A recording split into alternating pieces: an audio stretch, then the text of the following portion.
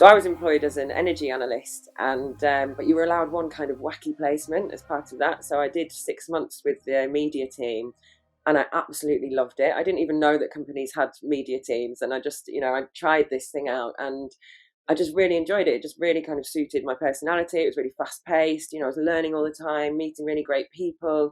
I hadn't really written anything. Probably, for most of my degree, I hadn't, done any writing. So it wasn't necessarily that I was, actually a really great comms person in terms of the writing, but it just, the logistical element and always being out and about. And I think the fast pacedness really attracted me.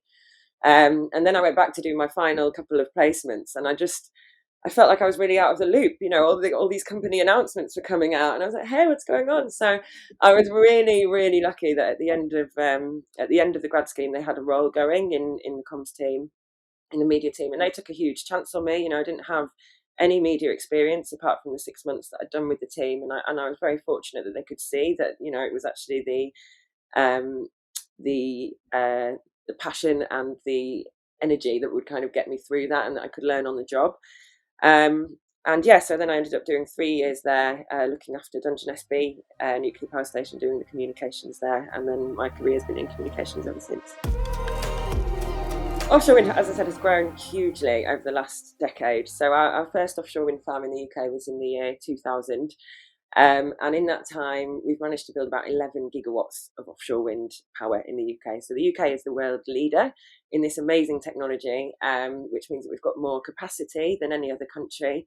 And that's largely due to the geographical elements. We're an island. It's one of the windiest places in Europe, in the world.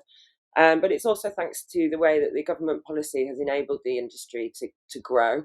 And so industry and government working together, with various mechanisms like the contracts for difference, which I won't go into now because we probably haven't got enough time, but by these kind of financial mechanisms, essentially, that provide longer term clarity on what the cost will be in the future, then it enabled these companies to invest in the UK at very, very early stages. And then that in turn has enabled the supply chain. It's enabled much bigger wind farms, and that's brought the cost down hugely. And as the cost goes down, then it becomes more economical to install.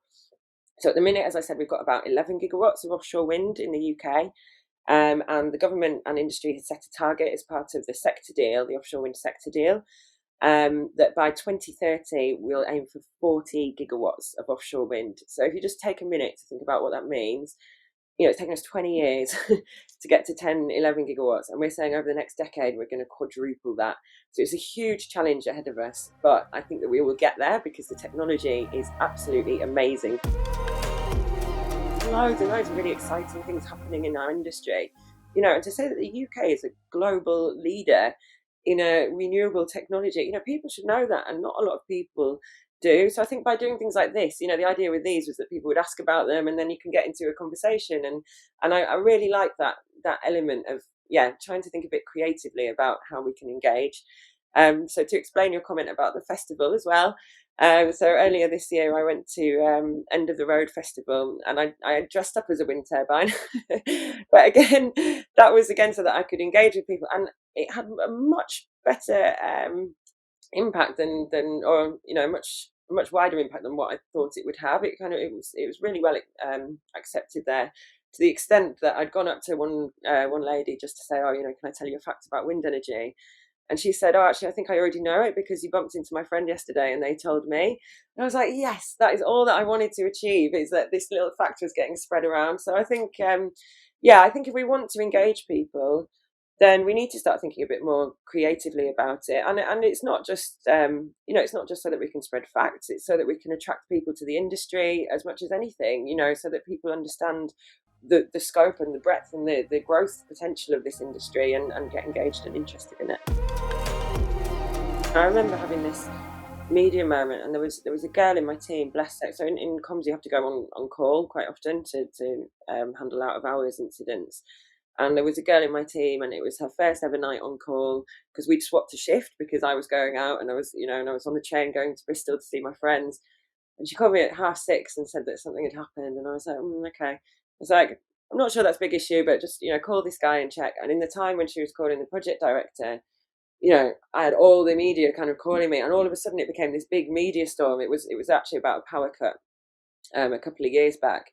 And that was one of the most challenging things that I'd ever had to deal with, and I had my team member remotely, I was on a train, you're there kind of tethering outside the train station trying to sort out all these things at once. And but I'll never forget that. Actually, it was, and I learned a lot, and she learned a hell of a lot in that time, because it was, when you're thrown in at the deep end and all of a sudden you're briefing national journalists, and you've never done that before, but you have to. But I remember saying to her, and that was something that I was really proud of, because I was a fairly new manager at the time. But I remember saying to her right before, we split up the journalists to call them, which ones we were going to call. And I said, no matter what you do, you can't say anything wrong. I was like, this is on me. We're working as a team together. Even if you say something that becomes a headline, in the paper, you're protected and it's fine. And I think it's really important to kind of give your team members that well, that not protection necessarily, but enable them to operate in a way where they're not scared, because it's when people have fear, that's when they're going to make mistakes. So I think that would be my top tip for a crisis for anybody, is just to try and reassure the team that you are a team and that you're working together, because it's that fear of, oh God, I'm going to do something wrong, that then makes people make mistakes, I think. So yeah, I think that's really important in a crisis.